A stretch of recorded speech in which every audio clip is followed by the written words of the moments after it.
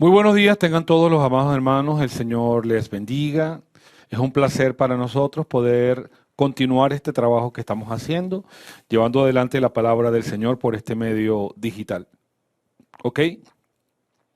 Dando continuidad al trabajo que venimos haciendo desde el año pasado, queremos continuar la serie de Tesalonicenses, Dios nos llama a su reino y gloria.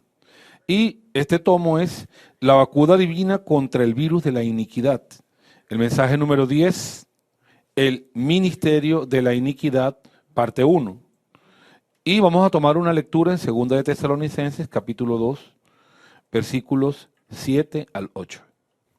Dice así, porque ya está en acción el misterio de la iniquidad, solo que hay quien al presente lo detiene hasta que él a su vez se ha quitado de en medio. Y entonces se manifestará aquel inicuo a quien el Señor matará con el espíritu de su boca y destruirá con el resplandor de su venida. Vamos a orar para entrar dentro de este tema. Señor, nosotros esta mañana te alabamos, te adoramos, te bendecimos y te pedimos, Señor, que tu gracia esté sobre nosotros y que tú nos alumbres y bendigas y que nos permitas, Señor, que toda esta palabra entre en nuestro interior y que se haga vida y que tú nos ayudes a prepararnos para tu venida en el nombre de Jesús. Amén. Bien, amados hermanos, el tema de esta semana es bastante extenso, es bastante doctrinal y por causa de lo complejo de este tema, se ha dividido en dos partes. Esta primera parte yo la voy a abordar y la segunda parte de este tema, que es el misterio de la iniquidad, parte 2, va a ser abordada por nuestro hermano Israel. Entonces tomemos 2 de Tesalonicenses, capítulo 2, versículo 7. Dice, porque ya está en acción el misterio de la iniquidad. Esto es lo que nos atañe. Misterio de la iniquidad. El misterio de la iniquidad, la manifestación del anticristo, la parucía, la venida del Señor, la gran tribulación, el juicio, son temas muy interconectados, porque muchas cosas tienen que ver unas con otras. Y entonces eso es lo que hace que este mensaje sea un poco complejo. Comencemos entonces por definir puntos o cosas, ¿verdad? Aquí entonces, en el versículo 7, acabamos de leer la palabra iniquidad, misterio de la iniquidad. El misterio es algo oculto. Cuando algo es un misterio es porque no ha sido manifestado, no ha sido revelado, está actuando tras bastidores. Y esta es la actuación de este misterio. Pero ¿qué significa iniquidad? Iniquidad en griego es anomía. Y anomía significa que no tiene ley, que no hay control, que no hay parámetro, que escapa de una norma, ausencia de ley. Tenemos que decir lo siguiente, cada vez los gobiernos mundiales aceleran su proceso de secularización. Entonces, esto ha hecho que se saquen de las escuelas, de las universidades, de los hospitales, de las cárceles, la palabra. Es el proceso de secularización. Y esto ha permitido entonces tratar de legislar lo que es ilegislable. Y aquí entonces me gustaría dar algunos ejemplos. Por ejemplo, ya está en proyecto ya está en estudio un proyecto de ley en los Estados Unidos donde se quiere que al nacer un niño sea identificado con el sexo X. Es decir, no es masculino, no es femenino, sino que él decidirá posteriormente qué sexo toma. Esto nos puede dar en este momento una imagen, una idea sobre lo que el mundo está trabajando detrás de los bastidores. Estaba leyendo algunos psicólogos y precisamente muchos psicólogos dicen lo siguiente, la orientación sexual no es algo congénito. Realmente la sexualidad es algo con lo que usted nace de manera normal, salvo muy pocos casos. Normalmente, la unión de dos cromosomas X, la unión del cromosoma X con el cromosoma Y determina un hombre.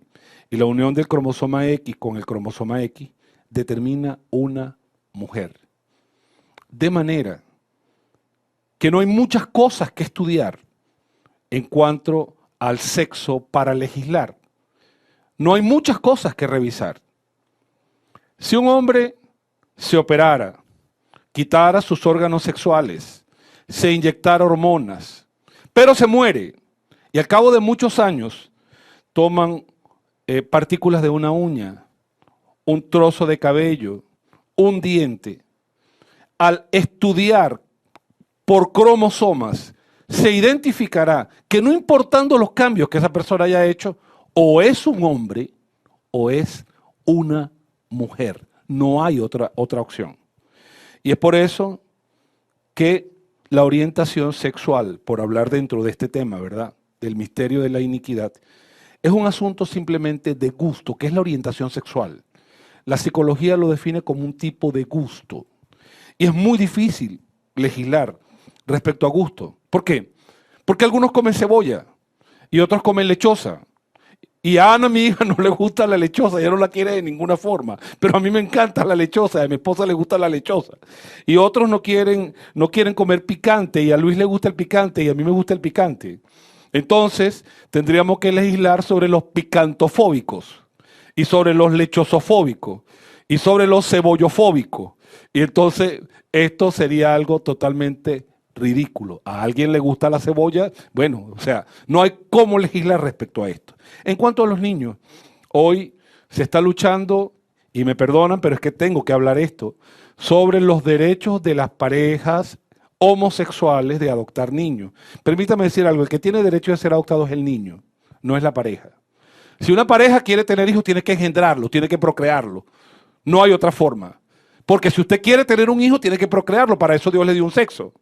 Y si no quiere tenerlo, entonces ¿cuál es el empecinamiento en adoptarlo? Si todo el mundo, si todo el planeta cambiara su orientación sexual, si todo el planeta fuera hacia la homosexualidad, permítanme decirle entonces que la raza humana se terminó, porque no nacerían más niños. Todo el mundo entonces simplemente adoptaría. Y termino esta intervención tan cruda y tan directa con 1 Corintios capítulo 6, versículos 9 hasta el 11. ¿No sabéis que los injustos no heredarán el reino de Dios? No erréis. Ni los fornicarios, ni los idólatras, ni los adúlteros, ni los afeminados, ni los que se echan con varones, ni los ladrones, ni los avaros, ni los borrachos, ni los maldicientes, ni los estafadores heredarán el reino de Dios.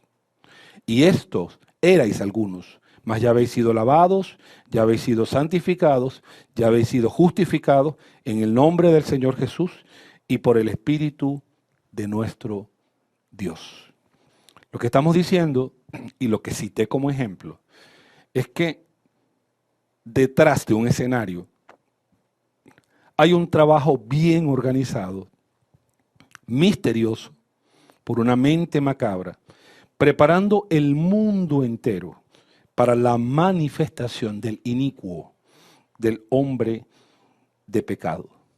Y así como el mundo entero está siendo preparado por alguien, una mente, esa mente es la mente de Satanás, para encarnarse en la figura del anticristo, el inicuo, el hombre de pecado. Así, de la misma manera, todo está siendo también organizado y trabajado para que el Señor produzca su parucía y tenga sus vencedores. Entonces, así como Satanás está haciendo un trabajo de preparación, Dios está haciendo un trabajo de preparación. Y yo quiero que tú le digas al hermano que está al lado de ti, Dios está haciendo un trabajo de preparación. Dile, Dios está haciendo un trabajo de preparación. Satanás está haciendo su trabajo y lo está consiguiendo. Y el Señor está haciendo su trabajo y también lo está consiguiendo. Pero necesita la cooperación de todos nosotros.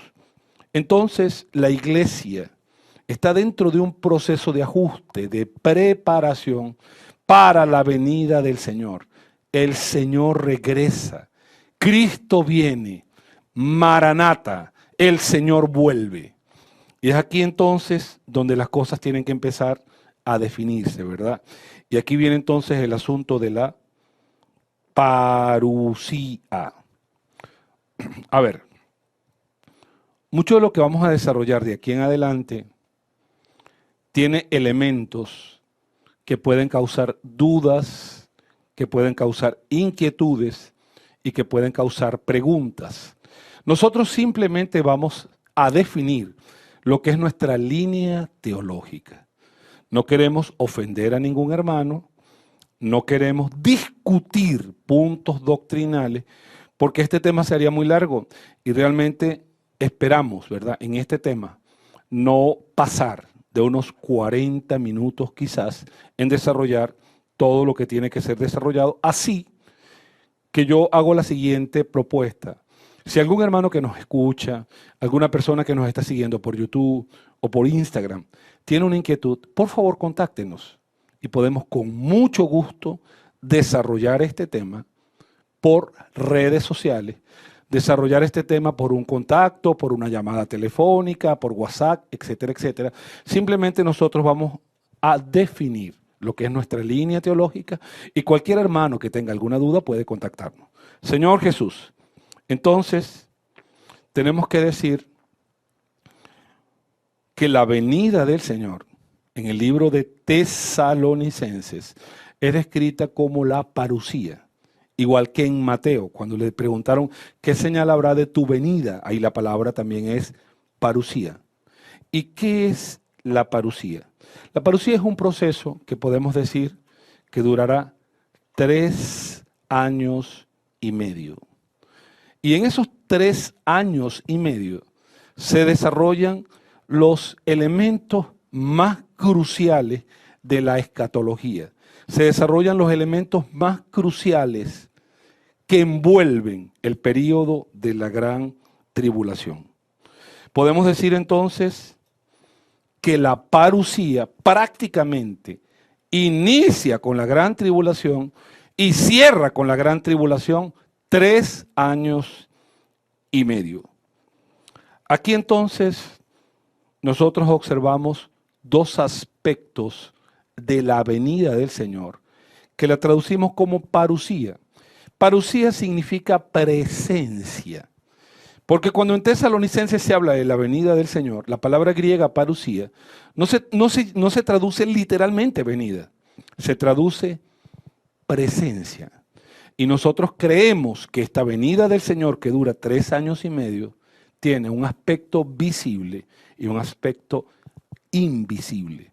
Por eso, durante esos 3 años y medio, el Señor estará en los aires, irá descendiendo hasta una manifestación al final de la gran tribulación. Y esa manifestación visible es la parte final, cuando el Señor aparecerá, pero le antecede un periodo de 3 años y medio en el cual el Señor está invisible con los vencedores. Ok, entonces decimos lo siguiente. Primera de Tesalonicenses, capítulo 5, versículo 2 y versículo 4.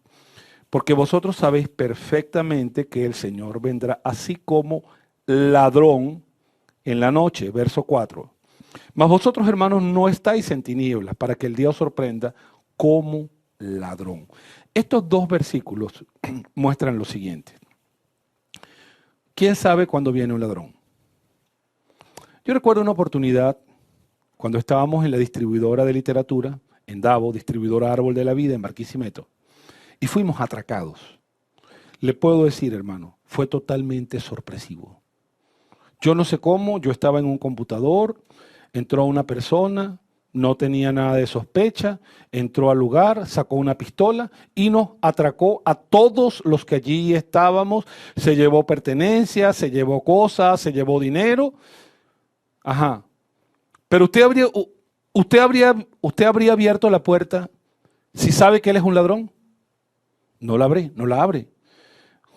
Cuando su casa en algún momento usted pasó un mal rato y fue robada, ¿usted sabía que iban a robar? No. Por eso, el aspecto de la venida del Señor, como está descrito aquí en Tesalonicenses, como ladrón en la noche, se refiere a la presencia invisible, sorpresiva. Nadie sabe. Tenemos también Mateo 24, del 40 al 44. Entonces estarán dos en el campo. El uno será tomado y el otro será dejado. Dos mujeres estarán moliendo en un molino. La una será tomada y la otra será dejada. Velad pues, porque no sabéis, preste atención, a qué hora ha de venir vuestro Señor. Pero sabe esto, que si el padre de familia supiese a qué hora el ladrón habría de venir, fíjese que está relacionando el ladrón aquí con lo anterior, la venida del Señor. Dice, velaría y no dejaría minar su casa. Verso 44, por tanto, así como el padre de familia no sabe, también vosotros estáis preparados, porque el Hijo del Hombre vendrá a la hora que no pensáis. Y este aspecto de la venida del Señor es el aspecto secreto, cuando el Señor viene para tomar la parte más valiosa, que son los vencedores. Y este es el aspecto visible, Apocalipsis capítulo 1, versículo 7. Dice así, he aquí, viene con las nubes y todo ojo le verá. Mientras el aspecto invisible, secreto, es como ladrón, aquí no, aquí es público. Viene con las nubes y todo ojo le verá. Y los que le traspasaron y todos los linajes de la tierra harán lamentación por él. Sí y amén. Entonces, tenemos el desarrollo, ¿verdad?, de la parusía. Dije que este tema era un poco complejo, por eso voy a pedir un poco de paciencia y voy a pedir que los hermanos estén muy atentos para no perder detalles y poder dar una secuencia en todos los aspectos que envuelven este mensaje. Ok, tenemos siete eventos que podemos decir marcan la parusía. Primer evento, el arrebatamiento de los vencedores. Evento 1 para los que están copiando. El arrebatamiento de los vencedores. El arrebatamiento de los vencedores incluye las primicias y el hijo varón. Vamos a ir desarrollando. Pero voy a mencionar los 7 aspectos y luego vamos a desarrollar. Segundo aspecto, envuelve la gran tribulación, que son los 3 años y medio. Envuelve también que Cristo desciende del tercer cielo hasta los aires en la nube. Punto 4, el arrebatamiento de la mayoría de los creyentes. Punto 5, el tribunal de Cristo. Punto 6, las bodas del Cordero, el aspecto del casamiento, el que es breve. Punto 7, el fin de la parusía, Cristo desciende de los cielos. Ok, voy a desarrollar estos 7 aspectos, ¿verdad? Cuando Pablo escribe Tesalonicenses, Pablo enseñó a ellos en cuanto a la venida del Señor. Pero Pablo no tuvo mucho tiempo para dar estudios escatológicos, para dedicar a explicar todos los detalles. Y así que los tesalonicenses necesitaban una parte de soporte para ayudarles a orientar todo lo que habían recibido y a conocer con un poco más de detalle todo lo que tenía que ver con aquello que Pablo había hablado respecto a la venida del Señor. Entonces, ellos pensaban que si alguno moría, entonces no disfrutaría del arrebatamiento. Y Pablo por eso les alienta, les da esperanza, diciendo que no os entristezcáis acerca de los que duermen, como los otros que no tienen esperanza. Y me gustaría decir, antes de entrar en el desarrollo de todos estos puntos, ¿verdad?, que la intención de mostrar todos estos detalles es que podamos ser despertados y alentados a buscar al Señor y a seguirle más de cerca. Quiero que ganes este versículo el día de hoy. Pueden haber mentes muy curiosas, pueden haber hermanos muy ávidos de detalles, pero Tomemos este versículo porque lo más importante es cómo estamos preparados, cómo nos estamos preparando. ¿Dónde está nuestro corazón? ¿Dónde están nuestras acciones? ¿Dónde está nuestro pensamiento? ¿Dónde está nuestro corazón en este momento? Y por eso me gustaría tomar Lucas 21, versículos 34 y versículo 35. Mirad también por vosotros mismos que vuestros corazones no se carguen de glotonería y embriaguez y de los afanes de esta vida, y venga de repente sobre vosotros aquel día. Porque como un lazo vendrá sobre todos los que habitan sobre la faz de la tierra. Ok, primer aspecto de la parusía, del periodo de 3 años y medio. Primer aspecto, el arrebatamiento de los vencedores. Aleluya, hermano. Porque todos nosotros estamos preparándonos para ser arrebatados como primicias o como hijo varón. Primer aspecto de la parusía del Señor es el arrebatamiento secreto, como ladrón, tanto de las primicias como del hijo varón. Aquellos que hayan madurado de la cosecha de Dios, aquel fruto primero, aquellos que alcanzaron la madurez, serán simplemente tomados por el Señor, vivos y muertos, vencedores. Tomo entonces Mateo 24, 40. Entonces estarán 2 en el campo. El uno será tomado y el otro será dejado. Estas 2 personas que están en el campo son vivos. El Señor simplemente tomará porque está listo. Y tenemos también los muertos. Apocalipsis capítulo 12, versículo 5. Y ella dio a luz un hijo varón que regirá con vara de hierro a todas las naciones. Y su hijo fue arrebatado para Dios y para su trono. Este es un versículo polémico, yo lo sé. Si alguien tiene alguna duda, podemos aclarar por qué este versículo se refiere a los muertos. Pero no lo voy a desarrollar en este momento porque no tengo el tiempo. Necesito avanzar en muchos otros aspectos. Ok, entonces en el arrebatamiento dice, al que venciere le daré que se siente conmigo en mi trono. Apocalipsis 3:21. Así como yo he vencido y me he sentado con mi Padre en su trono. Ok, serán llevados al trono de Dios. Este versículo que acabamos de leer muestra que los que son arrebatados, tanto vivos como muertos, no van a los aires, van al trono de Dios. Por eso, amado hermano, vale la pena prepararse. Jóvenes, vale la pena prepararse. Vamos al tercer cielo a encontrarnos en el lugar donde Dios mora.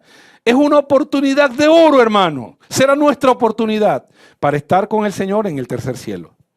Apocalipsis 7:9. Después de esto, miré y aquí una gran multitud, la cual nadie podía contar, de todas las naciones, tribus y pueblos y lenguas, que estaban delante del trono, en la presencia del Cordero, vestido de ropas blancas y con palmas en las manos. Apocalipsis 14, versículo 1. Después miré, y aquí el Cordero estaba en pie sobre el monte de Sión, y con él 144,000 que tenían el nombre de él y el de su padre escrito en la frente. Ok, aquí comienza el periodo de 3 años y medio, en los cuales el Señor, junto con los vencedores, después de haber sido arrebatados al tercer cielo, comienza a descender. Y este descender es el periodo que toma 3 años y medio, en el cual se desarrolla la gran tribulación. Al final de los 3 años y medio sonará la última trompeta. Es decir, está la primera trompeta, la segunda, la tercera, la última es la séptima trompeta. Y en la séptima trompeta será, al sonar la séptima trompeta, o sea, el Señor va descendiendo. Al finalizar sonará la trompeta, aparecerá el Señor visiblemente y Los santos vivos y los santos muertos que hayan quedado serán levantados, pero ya no al tercer cielo, serán levantados a los aires. Esto lo vamos a ir revisando en Tesalonicenses. Entonces, primer evento, el arrebatamiento de las primicias y del hijo varón. Segundo evento, la gran tribulación. La gran tribulación es un periodo misterioso y está siendo mostrada desde el Antiguo Testamento en el libro de Daniel. Hablar de las 70 semanas, hermanos, ya es un desafío, porque las 70 semanas ya es un tema entero. Y yo llevo ya 25 minutos de este mensaje. No puedo dedicar todo el tiempo a las 70 semanas, así que solamente vamos a leer el versículo, vamos a dar un gráfico y vamos a explicarlo brevemente. Daniel dijo así, porque esto tiene mucha relación, mucha relación con la gran tribulación. 70 semanas están determinadas sobre tu pueblo y sobre tu santa ciudad para terminar la prevaricación y poner fin al pecado y expiar la iniquidad para traer la justicia perdurable y sellar la visión y la profecía y ungir al santo de los santos. Sabe pues y entiende que desde la salida de la orden para restaurar y edificar Jerusalén hasta el Mesías príncipe habrá 7 semanas, una primera división, y 62 semanas. Se volverá a edificar la plaza y el muro en tiempos angustiosos. Y después de las 62 semanas se quitará la vida al Mesías, mas no por sí. Y el pueblo de un príncipe que ha de venir destruirá la ciudad y el santuario, y su fin será con inundación, y hasta el fin de la guerra durarán las devastaciones. Por otra semana confirmará el pacto con muchos, a la mitad de la semana hará cesar el sacrificio y la ofrenda. Después, con la muchedumbre de las abominaciones, vendrá el desolador, hasta que venga la consumación y lo que está determinado se derrame sobre el desolador. Ok, yo voy a mostrar un gráfico. Usted puede ver en este gráfico lo siguiente. La salida de la orden para restaurar Jerusalén. Hubo varias órdenes dadas. Hubo órdenes dadas por Ciro y hubo órdenes dadas por Artajerjes. Ciro y Artajerjes, en un principio ambos, primero Ciro, después Artajerjes, apuntaron a la restauración del templo. Esas órdenes no corresponden a la profecía de Daniel, porque Daniel dice la salida de la orden para restaurar, reedificar Jerusalén, la ciudad, no el templo. Y eso sucedió cuando Artajerjes envía a Jeremías en el año 444, algunos fechan 444, otros fechan 445. Es la salida con la orden para restaurar la ciudad, no el templo. Y aquí entonces nosotros encontramos el inicio de las 70 semanas.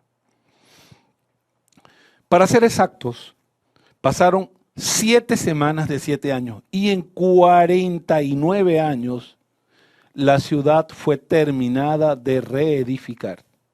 Luego habla de las 62 semanas. Luego habla de 62 semanas. Y exactamente 7 años de 62 semanas están cumplidas hasta la muerte del ungido. Es importante aclarar que no es el año 0, cuando el Señor nace. Está hablando de la muerte del ungido. Y si nosotros sumamos 7 semanas más 62 semanas, son 69 semanas. Eso implicaría que nos queda un periodo de una semana. Y una semana son 7 años. Sin embargo, misteriosamente Dios hizo algo. Dios pausó el conteo del tiempo como cuando usted está en un partido de fútbol y el árbitro detiene por alguna razón el tiempo. Y este tiempo dejó de ser contado. Y esta es la era de la gracia, es la era de la iglesia. Llegará un momento en que el tiempo volverá. Y en ese momento se contarán 7 años. Estos 7 años son la última semana. Estos 7 años inician con un trabajo que termina a la mitad de la semana con varias cosas cruciales. La manifestación del anticristo y la persona del anticristo queriendo estar en Jerusalén, en el templo, haciéndose adorar.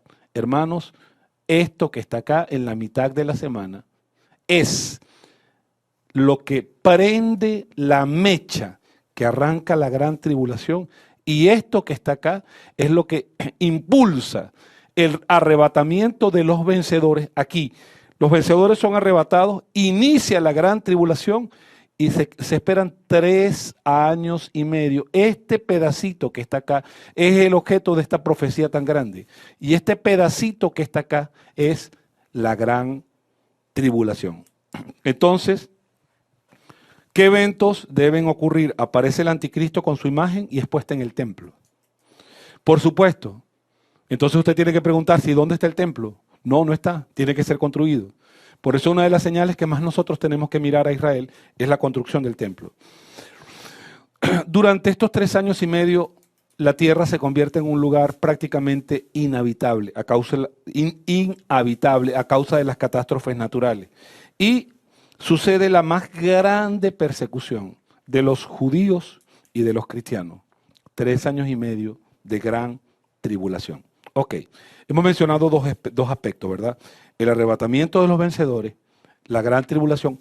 No hemos dado todos los detalles. Ustedes entenderán, hermanos, que hablar de la gran tribulación no va a bastar 30 minutos ni 20 minutos. O sea, es un desarrollo de un tema que puede abarcar una semana. Ok. Tercer punto. Cristo desciende desde el tercer cielo hasta la nube y Él primero está envuelto en una nube, está escondido y luego aparece visiblemente. Voy a repetir por si los hermanos no captaron. En el arrebatamiento, tanto las primicias como el hijo varón van al trono y desde el trono comienzan a descender por 3 años y medio. Me gustaría que buscáramos, por favor, Apocalipsis 10:1. Vi descender del cielo a otro ángel fuerte, preste atención, envuelto en una nube. Aquí no está sobre la nube, aquí está envuelto en una nube. Con el arco iris sobre su cabeza y su rostro era como el sol y sus pies como columnas de fuego. Este ángel mencionado en Apocalipsis 10:1 es el Señor Jesús, solo que él no está visible. Es parte de la parucía. No se ve, nadie lo ve. Está él descendiendo con los vencedores. Apocalipsis 14:14. Mire aquí, una nube blanca, preste atención, y sobre la nube, ya no envuelto en la nube, uno sentado semejante al Hijo del Hombre, que tenía en la cabeza una corona de oro y en la mano una hoz aguda. Porque en la venida del Señor, cuando Él aparezca visiblemente, termina la cosecha. Al principio de la gran tribulación fueron tomadas las primicias, pero al final de la gran tribulación es tomada toda la cosecha. Todos los hijos de Dios, vivos y muertos, serán resucitados. Y aquí entonces, esta hoz culmina el proceso. Mateo dice que el sembrador salió para sembrar y aquí empezó nuestra vida. Nacimos de Dios, hay una vida dentro de nosotros. Esa vida va creciendo, hubo unas primicias, pero aquí, ya a estas alturas, hay una cosecha. Pasaron 3 años y medio y ya la cosecha está lista. Y el Señor mete su hoz y todos los hijos de Dios serán levantados. Ok. Cuarto aspecto o cuarto asunto a ser tratado: el arrebatamiento de la mayoría de los creyentes. Hablemos de esta cosecha. Cuando el Señor descienda durante un periodo de 3 años y medio, se va a hacer visible, pero sonará una trompeta. A ver, Primera de Corintios capítulo 15, versículo 52. En un momento, dice la Biblia, en un abrir y cerrar de ojos, pero preste atención a esta parte, no la omita. A la final trompeta. Apocalipsis muestra 7 trompetas. 7 trompetas que están siendo tocadas durante la gran tribulación. ¿Cuál es la final de esas trompetas? Es la 7ª. Por lo tanto, no hay duda, la última trompeta dice, porque se tocará la trompeta y los muertos serán resucitados incorruptibles y nosotros seremos transformados. Pasaron los 3 años y medio, suena la trompeta, el Señor aparece sobre la nube y la mayoría de los santos entonces es levantada. Aquí son levantados vivos y muertos. Y esta es la razón por la cual se escribe Primera de Tesalonicenses capítulo 4, para aclarar que ellos no tuvieran duda respecto a que los muertos resucitarían. Versículos 15 al 17. Dice, por lo cual os decimos esto en palabras del Señor. Pablo le escribe a los tesalonicenses, que nosotros que vivimos, que habremos quedado hasta la venida del Señor, esa palabra venida es parusía, no precederemos a los que durmieron. Porque el Señor mismo, con voz de mando, con voz de arcángel y con trompeta de Dios, descenderá del cielo y los muertos en Cristo resucitarán primero. Ok, siguiente aspecto, el aspecto número 5, es el tribunal de Cristo. Sé, hermanos, que esto que estoy diciendo requiere manejo de la Biblia y requiere que nosotros estemos muy atentos y no nos perdamos detalles, porque aquí hay muchas cosas, unas unidas con otras. Y es muy poco tiempo para un solo mensaje. Segunda de Corintios capítulo 5, versículo 10 dice así, porque es necesario que todos nosotros comparezcamos ante el tribunal de Cristo, para que cada uno reciba según lo que haya hecho mientras estaba en el cuerpo, sea bueno o sea malo. Y este versículo muestra que todos los hijos de Dios, pasarán por un juicio. Y en ese juicio no serán juzgados nuestros pecados. ¿Por qué? Porque nuestros pecados fueron limpiados con la sangre del Cordero. Todos tus errores, todas tus ofensas a Dios y todo aquello en lo cual transgrediste la santidad de Dios, la gloria de Dios, fue limpiada en la cruz. Es por eso muy importante que todos los hermanos, todas las hermanas y los jóvenes sepan que es necesario confesar hoy nuestros pecados presentes. Si hay un pecado, no esperes este día. Este es el tiempo de sentarte a cuenta con el Señor y confesar tus pecados de hoy. Los pasados ya fueron borrados. Pero si tienes un pecado, es el momento de tratar tu pecado con Dios. Bien, lo que se juzgará en el tribunal de Cristo serán dos cosas. Mateo 25 nos presenta dos parábolas muy significativas, no vamos a desarrollarlas. Es la parábola de las 10 vírgenes y es la parábola de los talentos. En las 10 vírgenes se pidió que las vírgenes tuviesen aceite en sus vasijas. Ahora yo te hago una pregunta. ¿Tú tienes aceite en tu vasija? ¿Por qué? La vasija representa el alma. Y estas 10 vírgenes representan a los muertos. Yo no sé cuándo moriré. Tampoco sé cuándo tú morirás. Cuánto tiempo nos queda sobre esta tierra. Pero hay algo que sí es importante. Ya nuestro espíritu tiene aceite. Porque el Señor se unió a nuestro espíritu. Pero, ¿cómo está nuestra alma? Es importante que cada uno de nosotros pueda permear ese espíritu dentro de nuestra mente, nuestra voluntad y nuestra emoción.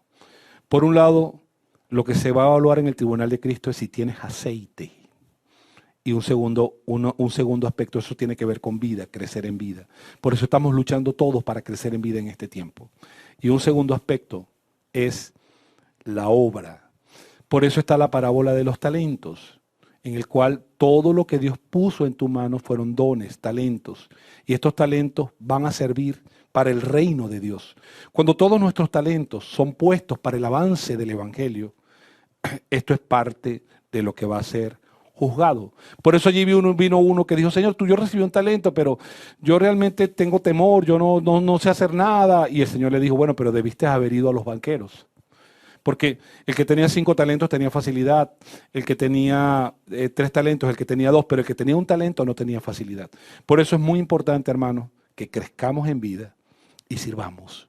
Estas son las 2 palabras más prácticas. Crecer en vida, aumentar tu comunión con Dios, tu contacto con Dios y servir a Dios. Esas 2 cosas son fundamentales y es lo que será juzgado en el tribunal de Cristo. Ok. ¿Qué sucederá en este tribunal? Los que vencedores serán recompensados, irán a las bodas del Cordero y a reinar 1000 años. Los que no maduraron, no alcanzaron a madurar, serán puestos dispensacionalmente 1000 años en el juicio de las tinieblas de afuera. Ok, queda entonces el punto 6, las bodas del Cordero. Apocalipsis 19 del 7 al 9. Gocémonos y alegremos y démosle gloria, porque han llegado las bodas del Cordero y su esposa se ha preparado, y a ella se le ha concedido que se vista de lino fino, limpio y resplandeciente, porque el lino fino es las acciones justas de los santos. Ok. Una boda tiene 2 aspectos. Tiene el aspecto de la celebración, o sea, que es rápida, que es un tipo de ceremonia, y el aspecto del disfrute, que es cuando todas las personas comen, conversan, disfrutan. Y en este caso, las bodas del Cordero tienen lo siguiente. Cuando el Señor descienda, Él ya desciende con su ejército. Ese ejército es su novia. Significa que durante un breve periodo sucederá esa ceremonia, porque cuando ya descienda el Señor a la tierra, ¿verdad? Cuando ya el Señor descienda a la tierra, ya sucedió esa ceremonia, porque Él viene con su novia. Por eso, el aspecto que sigue, ¿verdad?, es que Cristo desciende a la tierra con su novia y esa novia es su ejército. Llevamos 41 minutos. Apocalipsis 19:11. Entonces vi el cielo abierto y aquí un caballo blanco y el que lo montaba se llamaba Fiel y Verdadero y con justicia juzga y pelea. Sus ojos eran como llama de fuego y había en su cabeza muchas diademas. Tenía un nombre escrito que ninguno conocía sino él mismo.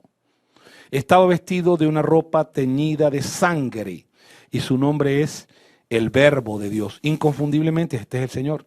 Y aquí viene la novia y los ejércitos celestiales. Aquí no son ángeles, vestidos de lino finísimo. Este lino finísimo corresponde a la novia, blanco y limpio. Le seguían en caballos blancos. El Señor va adelante y aquí viene la novia. De su boca sale una espada aguda para herir con ella las naciones, y él las regirá con vara de hierro, y él pisa el lagar del vino del furor y la ira del Dios Todopoderoso. Hermanos, aquí el Señor ni siquiera permitirá que su novia pelee. Él mismo peleará. De su boca sale una espada aguda para herir con ella las naciones y él las regirá con vara de hierro. Ok, aquí entonces empieza la batalla de Armagedón. Vamos a leer el verso 16 al 21 del mismo capítulo 19 de Apocalipsis.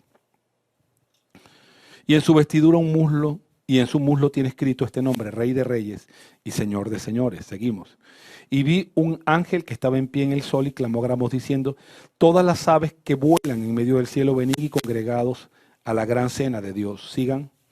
Para que comáis carnes de reyes y de capitanes, y carnes de fuerte, y carnes de caballo y de su jinete, y carnes de todos los libres y esclavos pequeños y grandes.